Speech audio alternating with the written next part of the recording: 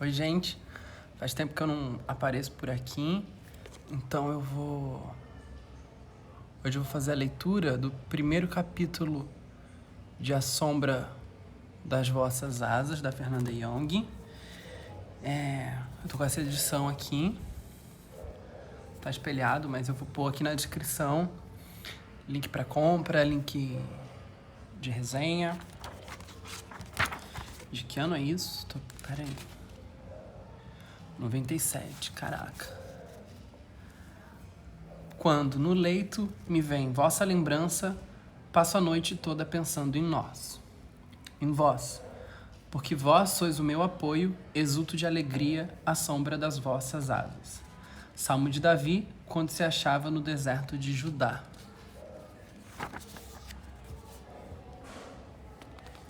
Como que cada pessoa pode ser tão imensamente diferente da outra e isso ser tão óbvio a ponto de não pensarmos com mais afinco sobre tal fenômeno?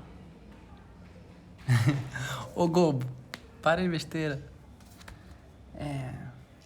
Pois são milhares e milhares de seres com seus respectivos narizes no meio dos seus respectivos olhos e suas bocas e suas bochechas.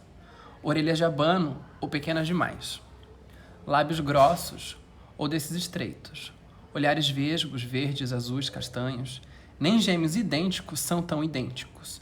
Ao andar, a maneira de segurar uma xícara, a reação a uma dor. As pessoas são tão ricas e tanto me atraem quanto repelem. Aquele incontrolável impulso que nos guia ao hediondo.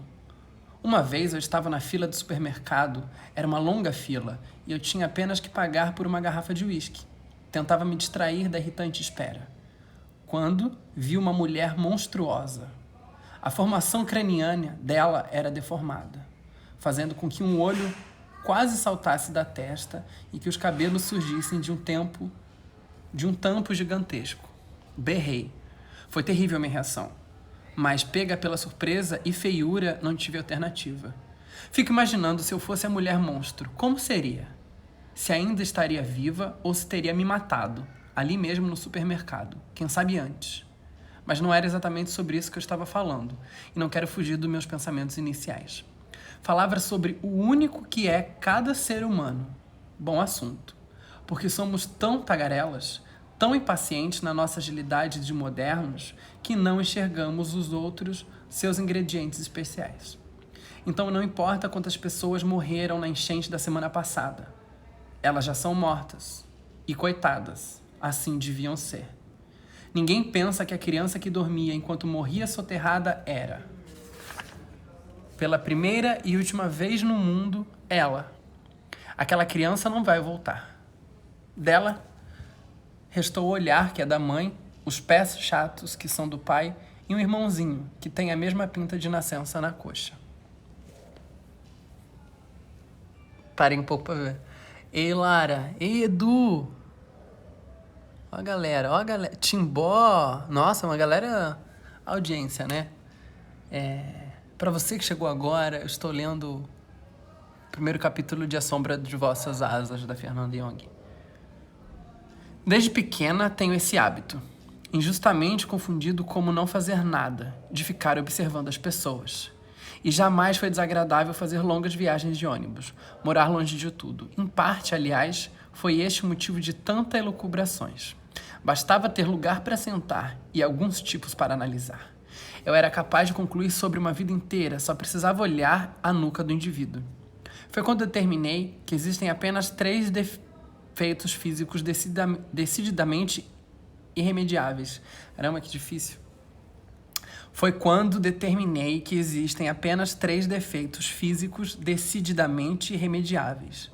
Não ter cintura, ter tornozelos grossos e braços curtos. E que somente em situação de último recurso, uma mulher deve usar franja, ou ter a testa pequena demais, ou demasiadamente arredondada. Em ambos os casos, nunca uma franjinha, mas um franjão, que vem lá do centro da cabeça até rente à sobrancelha. Fico pensando, se faltasse em minha vida a literatura, imagina como eu teria. Dizem que, durante o sono, a mente seleciona aquilo que é importante registrar do que irá para o lixo. devo sofrer algum tipo de insuficiência seletiva, uma vez que a minha cabeça está sempre transbordando inutilidades. Escrevo romance por isso, para esvaziar o cérebro, para xeretar a vida dos outros sem atormentar ninguém, e concordo com o autor. Se não me lembro qual, eu mesma, que dizia: se todo mundo mantivesse os olhos presos num livro, não seria necessária intriga. Fernanda Young. Capítulo 1. Um dia da cor da sombra. É possível que ele tenha cruzado várias vezes com aquela que deveria ser ou será o amor de sua vida. Talvez estivessem mesmo no mesmo parque um dia desses, numa hora povoada de mendigos ou velhos ou gente cansada esperando o tempo passar. Ele estaria sentado sozinho no banco, esperando aquela hora passar, e ela viria por ali, possivelmente para cortar caminho. Sim, a mulher dos sonhos dele andaria um pouquinho apressada, mas atenta a uma flor ou outra. A mulher que ele tanto aguarda nunca iria contornar uma praça. Provavelmente até chorou ao perceber que a maioria delas, de tempos em tempos, tornou-se gradeada, e que as grades atrapalham seus passos acelerados, impedem que elas cortem caminho por entre flores. Essa é sua mulher tão sonhada. Mas ele ouviu de alguém em algum lugar ou notou por experiência própria que a mulher sonhada é qualquer uma que esteja à mão no momento certo. E algumas sabem se maquiar muito bem. Hoje faz um dia chuvoso. Dia chuvoso, na verdade, nem é a melhor definição para hoje. Hoje chove torrencialmente. Tem horas que Rigel pensa que o mundo está acabando, quando os trovões balançam os vidros nas janelas, por exemplo. Teve um que chegou a balançar a cama. Ele gosta e não gosta disso. Preferia que não fossem tantos trovões.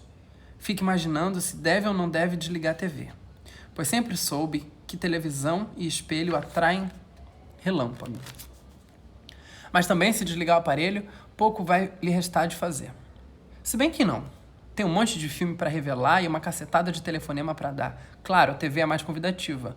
Inimiga número 1 de quem trabalha em casa. Caso você não tenha extrema força de vontade, é melhor disfarçar quando passar de frente para a televisão, assobiando. Ainda mais agora, com a TV a cabo e tudo. Rigel acabou de assistir a um programa sobre um novo tipo de operação que faz o pau crescer. Uma loucura mesmo. O médico corta o ligamento, o pau cresce. Depois, lipoaspira a gordura do corpo do paciente, quase sempre da barriga, e injeta no pênis. E ali fica mais largo. São $3.900 para fazer crescer ou $6.000 pelo pacote completo. Ele ficou impressionado. Esses programas impressionam muito, principalmente quando tem depoimento. Um sujeito fez aquela operação e adorou. Disse que não era a dimensão do pau que o constrangia, mas era o órgão relaxado, aquela coisa mole, e que agora ele se sente o rei. Eu posso não ser nobre, eu posso não ter milhões de dólares, mas eu abro as calças e viro um rei. É maluquice, mas Rigel compreende. Ele mesmo já teve esse tipo de paranoia. O pau mole ser pequeno. Enquanto ereto, tudo bem, alcança proporções razoáveis, mas é outra história. Fica ali, encolhido. No frio quase some. De qualquer forma, seria incapaz de fazer cirurgia. Por nada nesse mundo ele deixaria que alguém lhe cortasse seu pau. Sabe-se lá, pode ser pequeno quando adormecido, mas nunca me deixou na mão. Além do mais, não pretende impressionar mulheres. Não ultimamente. Devo me preocupar com todo o resto, isso sim. Sim, às vezes sonha que está trepando broche. Já sonhou que uma mulher linda tentava de tudo e nada. Isso é tudo uma desgraça para o homem. Então, naquele momento, naquele programa sobre o Dr. Dick, o tal médico que faz milagres em Los Angeles, outro depoimento aterrorizante. Rigel ficou comovido e tudo. O sujeito viu o comercial na televisão e animou. Comunicou à companhia que ia fazer a cirurgia. Essa coisa de companheiro, sou meio gay. A companheira achou uma bobagem, disse que estava satisfeita. Mas o cara escutou a voz do ego. Eu quero, eu quero, eu quero. E se despencou para Nebraska, para Los Angeles. Olha, ele despencou de Nebraska para Los Angeles. Olha, a coisa ficou preta. Ele fez 5 operações. Houve rejeição, teve que ficar com grampos.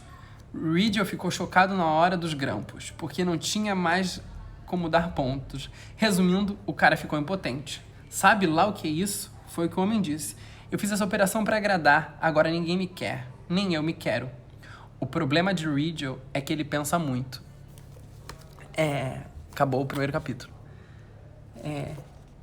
Eu faço breves comentários, eu não vou me estender muito, porque a gente vai chegar nesse livro ainda. Riegel é um personagem que reaparece, na verdade, né? Esse livro de 97, ele aparece em Aritmética. Eu vou colocar aqui na descrição, no cartão do vídeo, essas coisas, o link para Aritmética, para vocês verem. Ele é um dos personagens. E é muito engraçado como a gente vê como a literatura da Fernanda vai desabrochando, né? A gente está em 97 e ela ainda tem essa fixação por esse assunto, né? Por esse tema. O Sérgio falou aí. E ela volta com esse tema muito...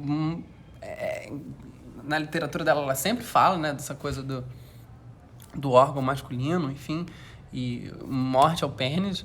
E aí, quando ela consegue elaborar essa história melhor, né? Perto ali de quando ela fez o ensaio para Playboy, não me lembro o ano agora, ela vem com um livro que é O Pau.